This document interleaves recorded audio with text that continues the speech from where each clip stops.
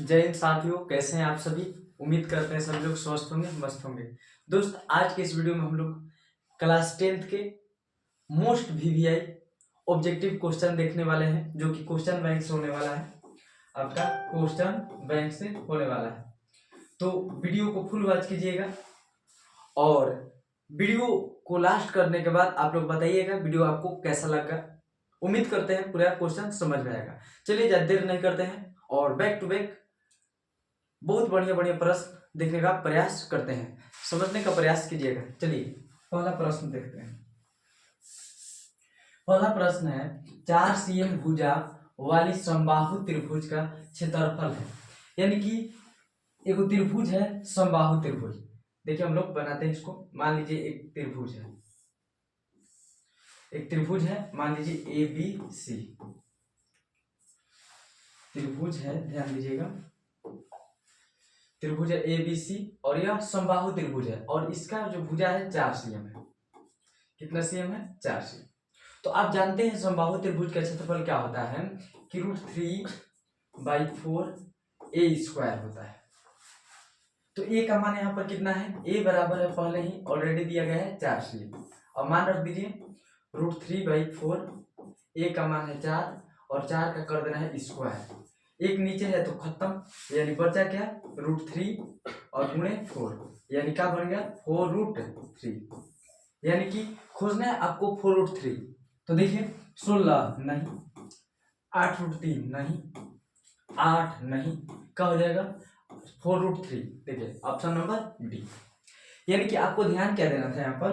ध्यान दीजिएगा, आपको ध्यान क्या देना था इस क्वेश्चन में? कुछ याद नहीं है, इसे उतारते रहिएगा आप लोग भी। इस क्वेश्चन में मात्र यही था कि आपको समबाहु त्रिभुज का क्षेत्रफल याद करना था। क्या होता है? √3/4 a², यानी भुजा स्क्वायर। और a की जगह आपको रख देना था कितना? √3/4 और a की जगह रखना था 4 का स्क्वायर। एक को उससे 4 खत्म, यानी 4√3। ऐसे ही समझते चलिएगा। चलिए नेक्स्ट प्रश्न की ओर बढ़ते हैं, 2 नंबर प्रश्न। चलिए नेक्स्ट, यदि त्रिज्या r वाले वृत्त के त्रिज्यखंड का कोण PDD हो तो त्रिज्यखंड की चाप की लंबाई बताना है। तो आपको त्रिज्यखंड है, तो पहली बात एक मान लीजिए वृत्त है, दिख रहा है। अब वृत्त की त्रिज्या जो है r है। अब r में किया क्या गया है कि यहाँ पर P डिग्री का कट लगाया गया है। कितने डिग्री का? P डिग्री का।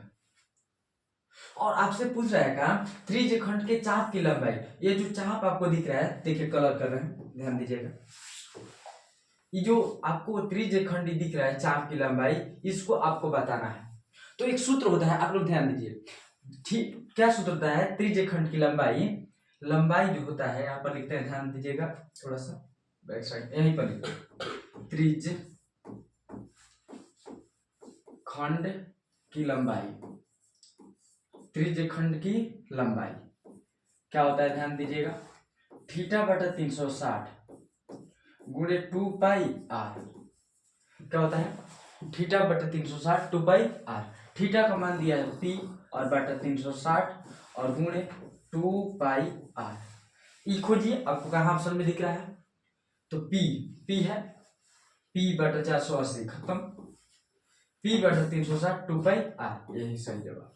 यानी कि आपको त्रिज्यखंड की लंबाई का सूत्र होता है θ/360 2πr। इस सूत्र पर आप लोग आसानी से इस क्वेश्चन को उड़ा सकते थे। चलिए नेक्स्ट प्रश्न की ओर बढ़ते हैं बच्चा, थोड़ा सा ध्यान दीजिएगा। कैसा लग रहा है? उम्मीद करते हैं थोड़ा सा देखिए, क्या है कि जल्दबाजी में समझ जाएंगे क्योंकि ऑब्जेक्टिव है और जल्दी जल्दी में हम लोग, क्योंकि वीडियो को लंबा बनाना नहीं चाहते हैं, क्योंकि आप लोग का जल्द एग्जाम है और रिवीजन पर ज्यादा फोकस कीजिएगा तो बेस्ट रहेगा हमारे अकॉर्डिंग। ऐसे मूर्ख बनाने का यूट्यूब पर बहुत सारे वीडियो मिलेंगे, मूर्ख बनाते रहेंगे भर दिन लाइक जोड़ करके। चलिए नेक्स्ट की ओर बढ़ते हैं, थोड़ा सा ऊपर कर लेते हैं, ठीक है? ओके, 3 नंबर प्रश्न की ओर बढ़ेंगे। कह रहा है, एक वृत्त की परिधि 9π से बढ़कर 18π हो जाए तो उसका क्षेत्रफल हो जाएगा। क्षेत्रफल पर क्या प्रभाव पड़ेगा यही आपको बताना है। समझिएगा, थोड़ा सा समझिएगा। और एक वृत्त की परिधि है 9 पाई। पहली बात परिधि की बात करें तो यहाँ पर देखिएगा ध्यान से, बैकग्राउंड थोड़ा सा नहीं समझ, चलिए यही बात बनाते हैं।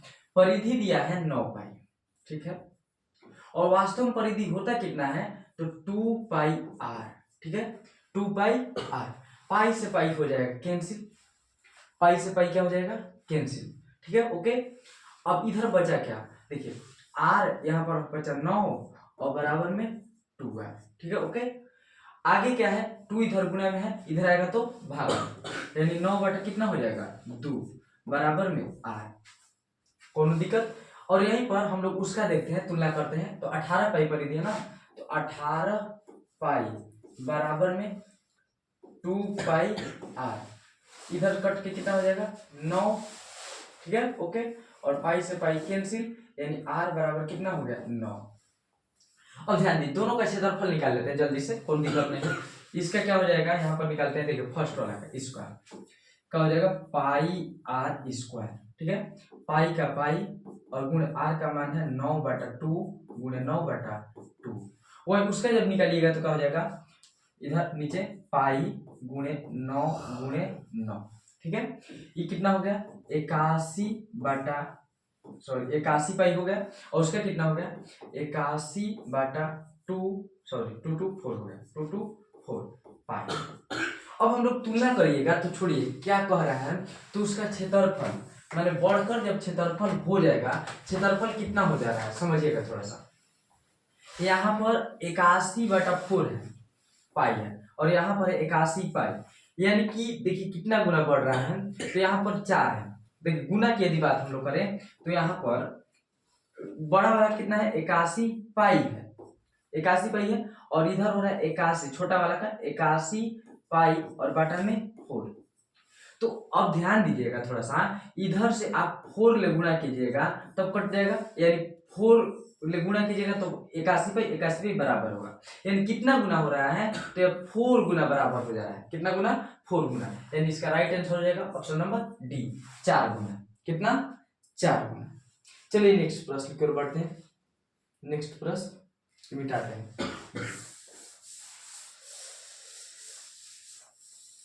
थोड़ा सा हम लोग के पास संसाधन की कमी है इसलिए थोड़ा सा बोल नहीं दिएगा प्लीज।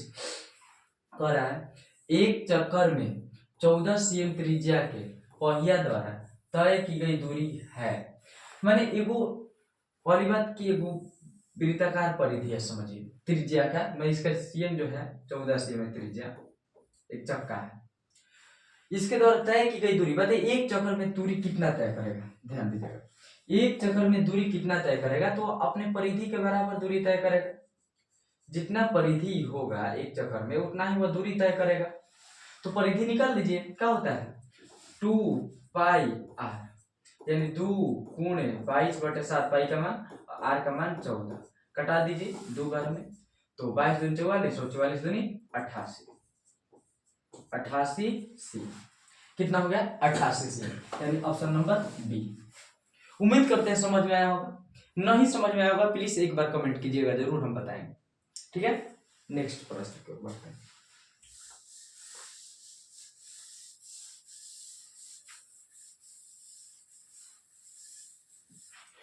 कह रहा है एक वृत्त का क्षेत्रफल 64 पाई है, तो इसका परिधि निकालना है।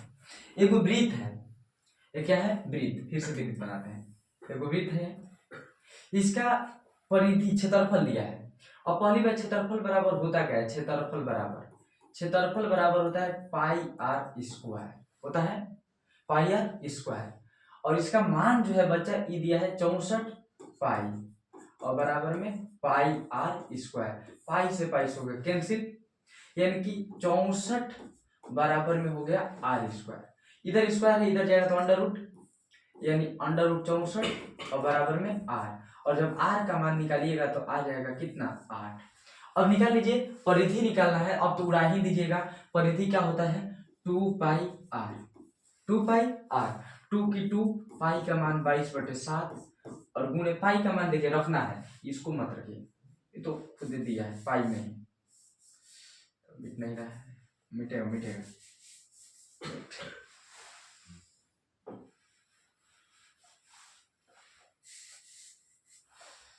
2 की 2, पाई को पाई रख दीजिए, आर का मान है 8, 8 दूनी 16, 16 पाई।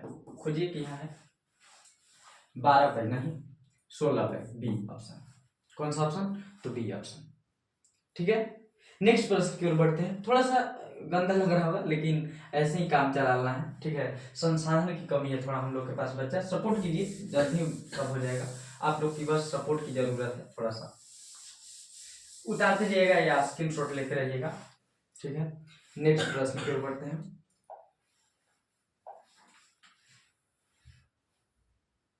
ठीक है, नेक्स्ट प्रश्न ध्यान दीजिएगा। कह रहा है एक घन का संपूर्ण पृष्ठीय क्षेत्रफल 216 है, तो इसका आयतन क्या होगा। अब बताइए, एक घन है, मान लीजिए छोटा सा क्या है, नन्हा मुन्ना सा एक घन दिया गया है आपको। ये घन दिख रहा है आप लोग को, एक छोटा सा नन्हा सा मुन्ना घन है। इसका क्षेत्रफल कितना है रसगुल्ला? तो 216, यानी कि क्षेत्रफल घन का कितना है आपको दिया गया है 216। अभी बताइए क्षेत्रफल होता कितना है, तो 6 स्क्वायर होता है और बराबर है 216। जब भाग दीजिएगा उधर तो ए स्क्वायर बराबर हो जाएगा 216 और बटा में 6 से कटा दीजिए, कितना से कटेगा 76 18 और इधर बचा 3 और 6 के 36, यानी ए बराबर हो जाएगा √36 और जब निकालिएगा तो कितना हो जाएगा 6, यानी भुजा का मान कितना आ गया 6। अब घन का हम लोग को आयतन निकालना है। घन का आयतन, घन का आयतन आपको मालूम हो कितना होता है 1 क्यूब, यानी 6 का क्यूब, और 6 का क्यूब होता है 216। 6 का क्यूब कितना होता है 216। क्या दिख रहा है बोली? ए में दिख रहा है? नहीं। बी में? नहीं। सी में? नहीं। Option number D for dog. ठीक है, ऑप्शन नंबर डी। नेक्स्ट प्रश्न की ओर बढ़ते हैं। इसे आप लोग बच्चा प्लीज स्क्रीनशॉट ले लीजिए या इसे आप लोग उतारते चलिएगा तो बहुत बढ़िया रहेगा। आगे चलते हैं हम लोग। 7 नंबर प्रश्न कह रहा है, यदि किसी घनाभ की लंबाई a, चौड़ाई b और ऊंचाई c हो तो घनाभ का विकर्ण क्या होगा। तो घनाभ का विकर्ण कुछ नहीं होता है, अंडर रूट होता है, under root a² plus b² plus h²। घनाभ का विकर्ण कितना होता है a² plus b² plus h²। अब l का मान कितना है, l की मान है a, तो a का स्क्वायर प्लस b का मान है b का स्क्वायर प्लस h का मान कितना है c का स्क्वायर। जब a का स्क्वायर कीजिएगा हो जाएगा a² प्लस b² और प्लस में c², यानी √a² plus b² plus c²। ई खोजना है आपको ऑप्शन में। ऑप्शन नंबर ए माइनस यहाँ पर है, गलत, यहाँ पर प्लस प्लस, ठीक है, यानी ऑप्शन नंबर बी। उम्मीद कर रहे हैं समझ में आया होगा। नेक्स्ट प्रश्न की ओर बढ़ते हैं, मिटाते हैं थोड़ा सा पहले। ठीक है, प्लीज बच्चा समझ में आया हो तो प्लीज लाइक भी कर दीजिएगा वीडियो को, बहुत मेहनत लग रहा है। देखिए सही बोल रहे हैं, दिल से बोल रहे हैं। नेक्स्ट कह रहा है, किसी लंबवृत्तीय शंकु की ऊंचाई 15 cm और आधार की त्रिज्या 8 cm है, तो इसका वक्र पृष्ठीय क्षेत्रफल। देखिए लंबवृत्तीय शंकु है, इस शंकु आपको दिख रहा है, ऐसा होता है शंकु। अरे जोकर वाला टोपी नहीं देख रहे हैं, वही है। अब इसका आधार की त्रिज्या जो है 8 cm है, यानी त्रिज्या जो है 8 cm है, और इसका लंबवृत्तीय ऊंचाई कितना है, ऊंचाई जो है 15 cm है। कितना है 15 cm। कौन दिक्कत? तो आपको वक्र पृष्ठीय क्षेत्रफल, और वक्र पृष्ठीय क्षेत्रफल निकालना है। तो वक्र पृष्ठीय क्षेत्रफल उतना कितना है, तो होता है बच्चा πr/l। कितना होता है πr/l। l इसमें दिया नहीं है, आपको निकालना पड़ेगा। ठीक है, पाई का मान पाई, आर का मान कितना है 8, कितना है 8, और गुण एल का मान आपको निकालना पड़ेगा। निकाल लीजिए, कैसे निकलेगा, तो एक सूत्र आपको यहाँ पर दे रहा है, इधर दें, चलिए यहाँ पर लिख देते हैं। ठीक है, तो एल देखिए यहाँ पर 90 डिग्री कोण बन रहा है, एल का मतलब क्या, तो त्रिज्या का स्क्वायर और ऊंचाई का स्क्वायर कर दीजिएगा तो आपका एल निकल जाएगा। एल बराबर हो जाए √8 का स्क्वायर और प्लस में 15 का स्क्वायर, यानी 8 × 64 और प्लस में 15 का 225। जब ऐड कीजिएगा हो जाएगा 289, और यह कितना का वर्ग है 17 का, यानी यहाँ पर रख दीजिएगा 17। और 17 में जब 8 के लिए गुणा कीजिएगा कितना होता है, गुणा कीजिए 8 7 56 के 6, ठीक है। ऑप्शन दिख रहा है 6, हाँ 136 है, यानी option number C. Option number C 17 8 36 से। ऐसे देखिए आपको क्या करना था, वक्र पृष्ठीय क्षेत्रफल निकालना था, तो पाई आर होता है। चूंकि आर का मान दिया है, एच का मान दिया है, लेकिन एल का मान नहीं दिया था, तो एल का सूत्र होता है एल बराबर √r² प्लस में h²। इस सूत्र से निकाले और बैठा दिए, कुछ नहीं था, बहुत सिंपल था। नेक्स्ट प्रश्न,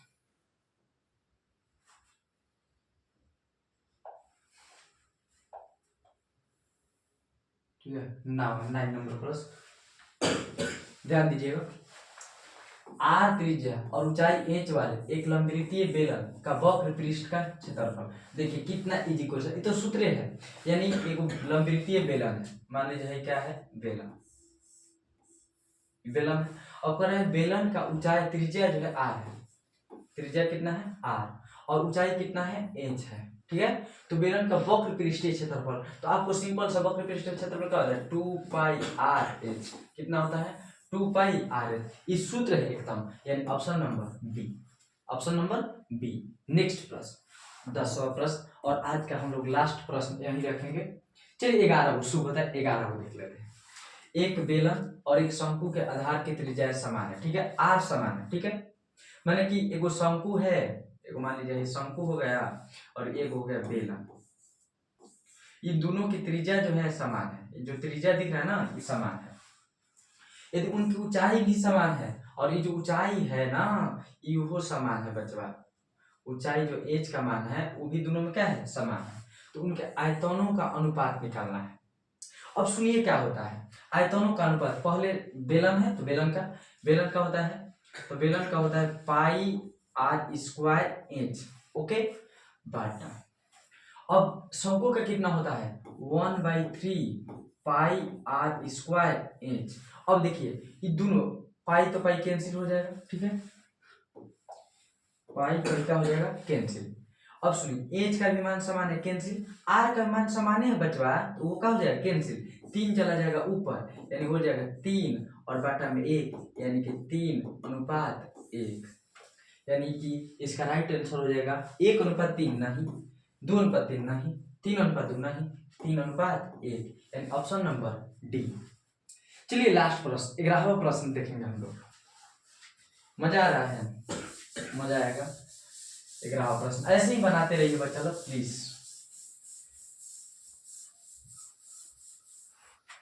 देखिएगा ध्यान से, और लास्ट प्रश्न हम लोग करेंगे, इसे समाप्त करेंगे।